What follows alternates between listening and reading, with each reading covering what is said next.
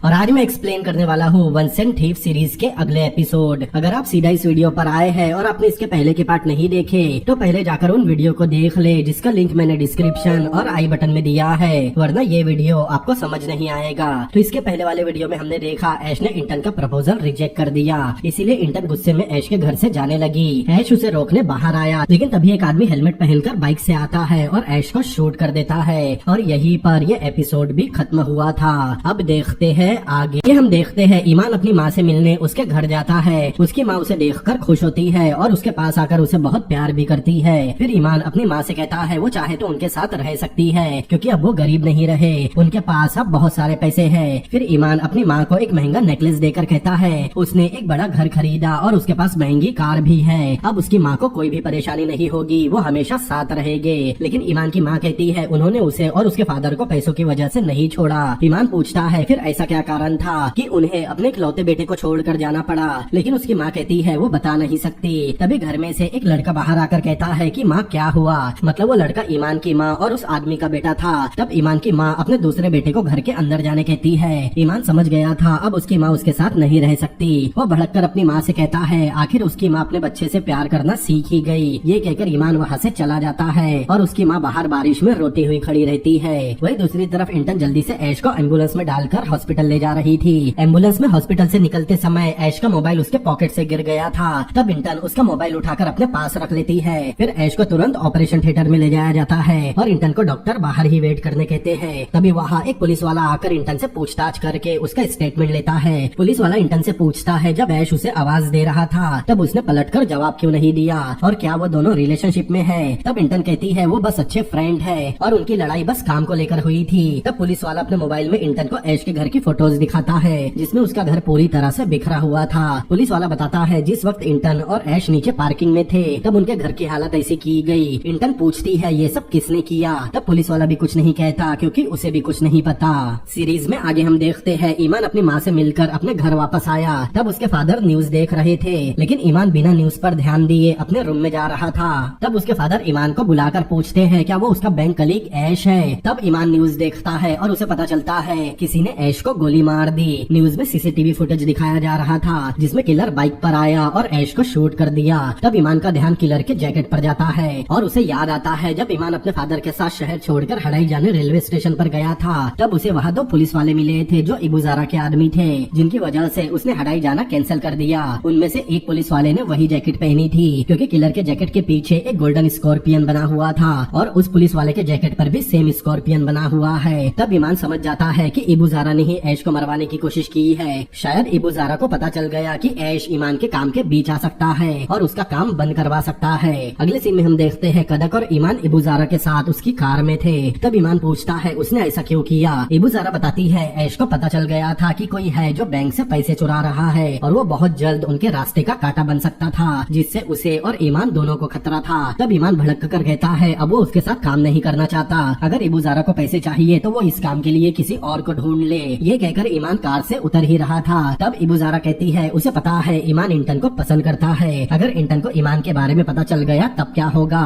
और हो सकता है कि इंटन की जान को भी खतरा हो। मतलब वो ईमान को अपने साथ काम करने ब्लैकमेल कर रही थी। तब ईमान इबुजारा को मारने की कोशिश करता है, लेकिन कदक उसे रोक लेता है। वही दूसरी तरफ इंटन हॉस्पिटल से घर जाकर नहा रही थी, क्योंकि उसकी बॉडी और कपड़ों पर ऐश के खून के निशान थे। जब इंटन नहाकर बाहर आती है तभी कोई डोरबेल बजाता है। इंटन डर गई थी, क्योंकि कुछ देर पहले ही ऐश को किसी ने शूट किया था। इंटन डोर के होल से झांकती है, तब उसे दरवाजे पर आयरीन दिखाई देती है। अंदर आने पर आयरीन कहती है कि उसे पता है आयरीन बहुत थकी और डरी हुई है, इसीलिए वो जितने दिन चाहे लीव लेकर आराम कर सकती है। लेकिन इंटन लीव लेने से मना कर देती है। फिर आयरीन ऐश के बारे में पूछती है कि क्या उसे पता है ऐश बिंटेक बैंक से पहले कहाँ जॉब करता था। ऐश ने इंटन को बताया था इससे पहले वो गरुड़ा बैंक में जॉब करता था। लेकिन आयरीन कहती है क्या हो अगर वो कहे कि ऐश ने इंटन से झूठ कहा। ये सुनकर इंटन को शौक लगता है। आयरीन बताती है गरुड़ा बैंक में ऐश नाम के किसी भी एम्प्लॉय ने कभी जॉब किया ही नहीं और एशली एक फेक नाम है क्योंकि उसके नाम से सर्वर में कोई भी मैच नहीं, ना उसका कोई डॉक्यूमेंट, ना बैंक अकाउंट। और बैंक को ये भी पता चला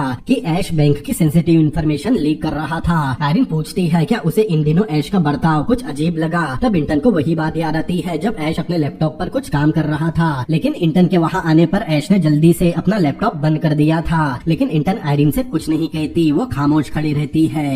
सीरीज में आगे हम देखते हैं ईमान कदक से पूछता है इबू ज़ारा को ऐश और इंटन के बारे में कैसे पता चला, मतलब जरूर बैंक के अंदर का कोई एम्प्लॉय इबू ज़ारा से मिला हुआ है। ईमान कहता है उसे इंटन को सावधान करना होगा, लेकिन कदक को ऐसा नहीं लगता क्योंकि ऐसा करने पर वो बहुत बड़ी बेवकूफी करेगा, क्योंकि जब वो इस बारे में इंटन को बताएगा तब इंटन समझ जाएगी सभी चोरी के पीछे शेमत नहीं बल्कि ईमान का ही हाथ है। लेकिन ईमान नहीं मानता क्योंकि उसे पता था इंटन की जान खतरे में है। फिर ईमान पूछता है कदक इबू ज़ारा से इतना क्यों डरता है। कदक बताता है इबू ज़ारा बहुत खतरनाक गैंगस्टर है और वो उसके बारे में बहुत कुछ जानता है। कदक बताता है कि इबू ज़ारा पहले एक प्रोस्टिट्यूट थी और बहुत सारे गैंगस्टर ने उसका बहुत बार रेप भी किया था। फिर एक दिन इबू ज़ारा ने एक बहुत बड़े गैंगस्टर को अपने प्यार के जाल में फंसाया। वो गैंगस्टर इबू ज़ारा के प्यार में इतना पागल था कि एक दिन उसने अपना सारा बिजनेस उसके नाम पर कर दिया। लेकिन जैसे ही इबू ज़ारा के हाथ उसका बिजनेस लगा तब उसने सबसे पहले उस गैंगस्टर और उसके आदमियों को ही मरवा दिया और तब से ही शहर पर उसका राज चल रहा है। तब ईमान कहता है वो इंटन को जान से मार देगी, इसीलिए वो खुद इबू ज़ारा को मार देगा। ये सुनकर कदक और ज्यादा भड़क कर कहता है ईमान बहुत अमीर बन चुका है, अब उसके पास बड़ा घर, महंगी कार है और लड़कियां भी,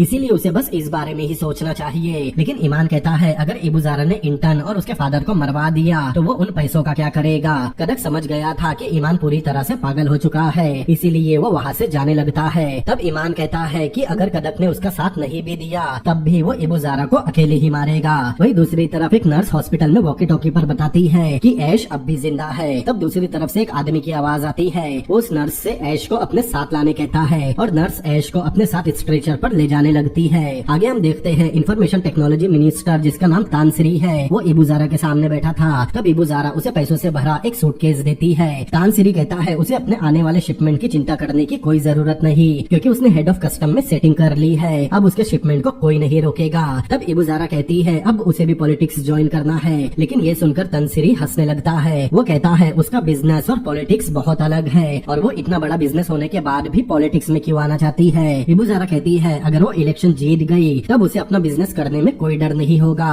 पॉलिटिक्स में रहकर वो अपने काम को बड़ी आसानी और बिना किसी रुकावट के कर सकेगी। लेकिन तानसरी कहता है उसे अपने बिजनेस पर ध्यान देना चाहिए, अगर शैतान फरिश्तों में मिक्स होने का सोचेगा तब दुनिया खत्म हो जाएगी। ये कहकर तानसरी अपना पैसों से भरा सूटकेस लेकर वहाँ से चला जाता है। उधर ईमान ने जो कैश अपने घर में छुपाया था वो उनमें से कुछ पैसे निकाल कर अपने साथ ले जा रहा था। तब उसके फादर वहाँ आते हैं और ईमान को उसका बचपन याद दिलाकर कहते हैं पहले जब भी ईमान को तकलीफ होती थी तब वो जल्दी से अपने फादर के गले लग जाता था। उसने अपने फादर को इस बात का एहसास दिलाया था कि वो दुनिया के सबसे अच्छे फादर है।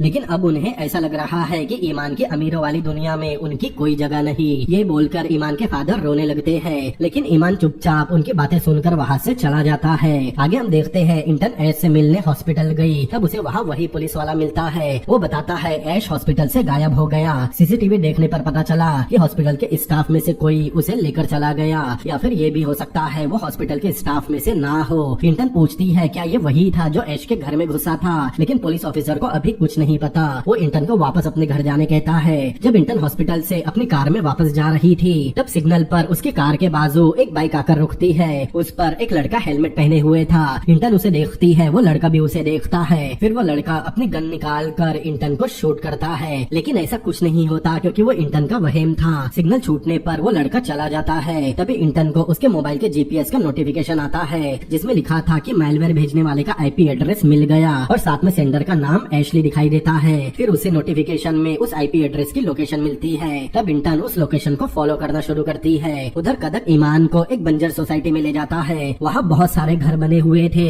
लेकिन वो एरिया पूरी तरह खाली था। कार से उतरने के बाद जैसे ही ईमान कदक से उस जगह के बारे में पूछता है तभी अचानक उन पर फायरिंग होने लगती है। तब कदक जोर से चिल्लाता है ये कार उसकी है क्योंकि गोलियां कार पर लग रही थी। इसके बाद एक आदमी एक डुप्लेक्स हाउस से नीचे आकर उन दोनों को ऊपर ले जाता है। ऊपर जाने के बाद ईमान की आंखें खुली रह जाती है क्योंकि वहाँ उसे देवन का आदमी दिखाई देता है। ये वही आदमी था जिसकी गन लेकर ईमान और उसके फादर अपने घर से भागे थे। वो पूछता है वो दोनों उसके पास क्यों आए। तब एक आदमी कार से ईमान का बैग लेकर आता है जिसमें बहुत सारे पैसे थे। फिर ईमान उस आदमी से कहता है वो अबू ज़ारा को मारने में उसकी मदद करे, बदले में ईमान उसे बहुत सारा पैसा देगा। तब वो आदमी ईमान को पीटने लगता है। दरअसल उस आदमी को पता था ईमान अबू ज़ारा के लिए काम कर रहा है। उसे लग रहा था ये अबू ज़ारा की कोई चाल है, इसीलिए ईमान उसे मारने की बात कर रहा है। इसीलिए वो ईमान को पीटने के बाद उस पर गन तान देता है। तब ईमान कहता है वो किसी के लिए काम नहीं करता।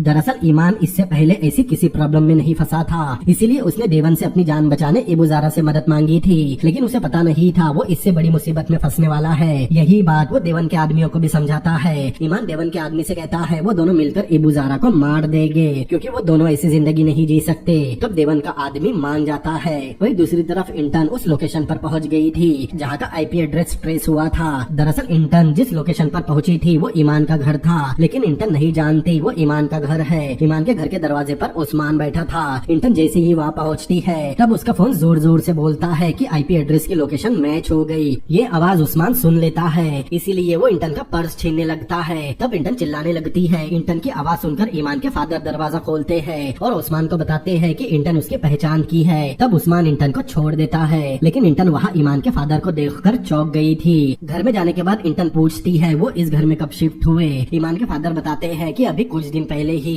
फिर इंटर्न ईमान के काम के बारे में पूछती है। तब ईमान के फादर बताते हैं उन्हें कंप्यूटर के बारे में कुछ नहीं समझता, इसीलिए वो ईमान के काम के बारे में ज्यादा कुछ नहीं जानते। लेकिन इंटर्न को पता था ईमान के फादर झूठ बोल रहे हैं और वो कुछ छुपा भी रहे हैं। ईमान के फादर को भी इंटर्न से झूठ बोलकर बहुत बुरा लग रहा था, लेकिन उनके पास इसके अलावा दूसरा कोई रास्ता नहीं। फिर इंटर्न उस्मान के बारे में पूछती है। ईमान के फादर कहते हैं वो अपार्टमेंट का सिक्योरिटी गार्ड है। इंटर्न कहती है ईमान और उसके फादर उसकी फैमिली की तरह है और उन्होंने बचपन से ही इंटर्न का बहुत ख्याल भी रखा है। अगर उन्हें ईमान के काम से कोई परेशानी है तो वो उसे बता सकते हैं। ये कहकर इंटर्न ईमान के फादर का भरोसा जीत लेती है। तब ईमान के फादर इंटर्न को ईमान के रूम में उसके कंप्यूटर के पास ले जाते हैं। उसका कंप्यूटर स्टैंड बाय मोड पर था, इसीलिए इंटर्न के इंटर के बटन प्रेस करने पर कंप्यूटर स्टार्ट हो गया। तब उसे स्क्रीन पर बहुत सारे बैंक के सर्वर दिखाई देते हैं जो पहले से हैक हुए थे। उनमें बिनटेक बैंक का सर्वर भी था। ये देखकर इंटर्न के होश उड़ गए, वो बहुत घबरा गई थी। तब ईमान के फादर रोते हुए कहते हैं इसमें ईमान की कोई गलती नहीं, अगर वो बीमार नहीं होते तो ईमान कभी ऐसा नहीं करता।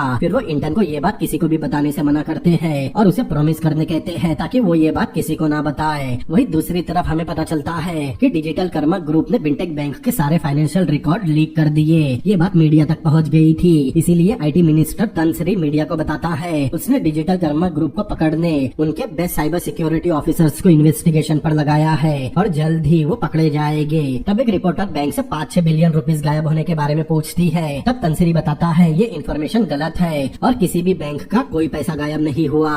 सीरीज में आगे हम देखते हैं ईमान ने अबू ज़ारा के पर्सनल बॉडीगार्ड सादिक की कंपनी के नाम से एक फेक पास बना दिया था। पास पर सादिक का नाम मलिक था, मतलब ईमान को सिर्फ बैठे बैठे अपने कंप्यूटर से पैसे डोरमेंट अकाउंट में ट्रांसफर करने थे, बाकी कैश विड्रॉल का काम सादिक का था। इसके बाद ईमान देवन के आदमी के पास जाता है। तब वो ईमान से पूछता है वो अबू ज़ारा को कब और कहाँ मारेंगे। वो ना तो उसे ऑफिस में मार सकते थे और ना ही उसकी ड्रग फैक्ट्री में, क्योंकि उस वक्त अबू ज़ारा के साथ बहुत सारे बॉडीगार्ड होते हैं। तब ईमान बताता है अबू ज़ारा रोज सुबह एक कैफे में ब्रेकफास्ट करने जाती है। उस वक्त उसके साथ उसका पर्सनल बॉडीगार्ड और 1-2 लोग ही होते हैं। मतलब ईमान और देवन का आदमी अबू ज़ारा को उसी कैफे में मारने की प्लानिंग कर रहे थे। तब देवन का आदमी कहता है उसे सब कुछ जानना है, वो कैफे के अंदर कहाँ से जाएंगे और बाहर कहाँ से निकलेंगे। तब ईमान अपने लैपटॉप पर उस कैफे का ब्लूप्रिंट निकालता है। तब कदक बताता है उन्हें 2 कार और 5 लोगों की जरूरत होगी। वो 2 हिस्सों में बंटकर काम करेंगे। एक टीम सामने से अंदर जाएगी और दूसरी टीम किचन एंट्रेंस से अंदर जाएगी और काम खत्म करके दोनों टीम एक ही रास्ते से बाहर आएगी। तभी ईमान को इंटर्न का मैसेज आया। वो ईमान को उसी इंटरनेट कैफे में बुला रही थी जहाँ ईमान ने बचपन में पहली बार कंप्यूटर देखा था। ईमान उस नेट कैफे में जाता है। अब वो नेट कैफे बंद हो चुका था। अंदर जाने के बाद ईमान की पुरानी यादें ताजा हो जाती है। वो अपना बचपन और वहाँ के ओनर को याद करता है। तभी पीछे से इंटर्न आती है। पहले दोनों बचपन की बातें करते हैं। फिर इंटर्न पूछती है वही ईमान को पहली बार इस नेट कैफे में लेकर आई थी, क्या होता अगर वो उसे यहाँ नहीं लाती। तब ईमान कभी कंप्यूटर नहीं देख पाता और ना ही उसे जॉब मिलती। ईमान कहता है वो भी साइबर सिक्योरिटी की मैनेजर है, लेकिन इंटर्न कहती है ईमान को कंप्यूटर के बारे में उससे ज्यादा नॉलेज है, इसीलिए उसने ऐसा किया। ईमान समझ गया था इंटर्न किस बारे में बात कर रही है। इंटर्न कहती है वो उसके नए घर से आ रही है। तब ईमान समझ जाता है इंटर्न को उसके बारे में सब कुछ पता चल गया। ईमान कहता है उसने जो कुछ भी किया अपने फादर के लिए किया, लेकिन इंटर्न कुछ भी सुनने तैयार नहीं थी। वो ईमान पर चिल्लाकर जोर जोर से रोने लगती है। तब ईमान वहाँ से चला जाता है। दरअसल ईमान समझ गया था उसके फादर ने ही इंटर्न को सब बताया होगा। होगा, इसीलिए वो घर आकर अपने फादर पर चिल्लाने लगता है। उन पर चिल्लाने के बाद ईमान वहाँ से भी चला जाता है। तब उसके फादर बहुत जोर जोर से रोने लगते हैं। उन्हें पता था ईमान बहुत बुरी तरह फंस चुका है और कहीं न कहीं ईमान के ऐसा बनने के पीछे उसके फादर का भी हाथ था। वही दूसरी तरफ इंटन आयरिन के पास जाती है और उसे ईमान के बारे में सब कुछ बता देती है। तब आयरिन कहती है वो बोर्ड मीटिंग बुलाएगी। तब तक आयरिन इंटन को पुलिस को बुलाकर उन्हें सब कुछ बताने कहती है, लेकिन इंटन जैसे ही आयरिन के कैबिन से बाहर आती है, आयरिन जल्दी से किसी को कॉल करके बताती है वो लोग मुसीबत में पड़ने वाले हैं। आगे हम देखते हैं ईमान अपने फादर से कहता है आज रात उन्हें होटल में सोना होगा। फिर ईमान उनके हाथ में ट्रेन की 2 टिकट देकर कहता है कल सुबह तक वो वापस नहीं आया तो उन्हें अकेले ही ये शहर छोड़ना होगा। दरअसल ईमान ने देवन के आदमी के साथ मिलकर इबुजारने का प्लान बना लिया था, लेकिन उसे पता है अगर इबुजारा बच गई तब सबसे पहले वो ईमान के फादर को ढूंढेगी और ईमान को अपने फादर की जान बचाने इबुजारा के पास जाना होगा। इसलिए ईमान सबसे पहले अपने फादर को छुपाता है। इतना कहने के बाद ईमान अपने फादर से गले मिलता है और दोनों बहुत रोते हैं क्योंकि उन्हें नहीं पता अगले दिन वो दोनों एक दूसरे से मिलेंगे या नहीं। फिर ईमान वहाँ से चला जाता है। वही दूसरी तरफ इंटन 2 साइबर सिक्योरिटी ऑफिसर और एक पुलिस ऑफिसर को अपने साथ सर्वर रूम में ले जाती है और उन्हें सर्वर कंप्यूटर दिखाती है। अब ईमान बुरी तरह से फंस चुका था। उधर ईमान, कदक और देवन का आदमी अपनी टीम के साथ इबुजारा को मारने तैयार थे, जिसके लिए वो अपने साथ लोडेड गन भी रखते हैं और एक गन ईमान को भी देते हैं। ईमान ने इससे पहले कभी गन नहीं चलाई, इसीलिए वो कदक से कहता है उसे गन चलानी नहीं आती। तब कदक उसे गन का सेफ्टी लॉक खोलना सिखाता है और कहता है आज के जमाने में स्कूल के बच्चों को भी गन चलानी आती है। फिर वो कार से निकल जाते हैं। कुछ देर बाद वो अपने डेस्टिनेशन पर पहुंच गए थे। फिर कैफे से कुछ ही दूरी पर अपनी कार पार्क करते हैं। वही इबुजारा भी हमेशा की तरह उस कैफे में ब्रेकफास्ट करने पहुंच गई थी। उसके टेबल के पास उसका पर्सनल बॉडीगार्ड सादिक खड़ा था। तब ईमान देवन के आदमी के साथ फ्रंट डोर से जाता है और कदक बाकी 2 आदमियों को लेकर किचन के रास्ते से जाता है। कैफे के अंदर पांचों एक समय पर पहुंचते हैं और इबुजारा और सादिक पर गन तान देते हैं। उन्होंने कैफे का शटर भी डाउन कर दिया था, लेकिन इबुजारा को बिल्कुल भी डर नहीं लग रहा था। तब ईमान इबुजारा को शूट करता है, लेकिन शूट करते वक्त वो फिर से वही गलती दोहराता है। उसने अपनी गन का सेफ्टी लॉक खोला नहीं था, इसीलिए उसकी गन नहीं चलती। तभी अचानक इबुजारा के आदमी जो पहले से ही रेस्टोरेंट में छुपे हुए थे वो उन पांचों पर फायरिंग करने लगते हैं, जिसमें देवन के सारे आदमी मारे गए थे। लेकिन वो लोग कदक और ईमान को शूट नहीं करते, वो उन पर भी गन तान कर रखते हैं। तब कदक ईमान को घूर कर देखता है क्योंकि इबुजारा को मारने का प्लान उसका ही था और कदक ने उसे मना भी किया था, लेकिन वो फिर भी ईमान का साथ दे रहा था। और यहीं पर ये एपिसोड भी खत्म होता है।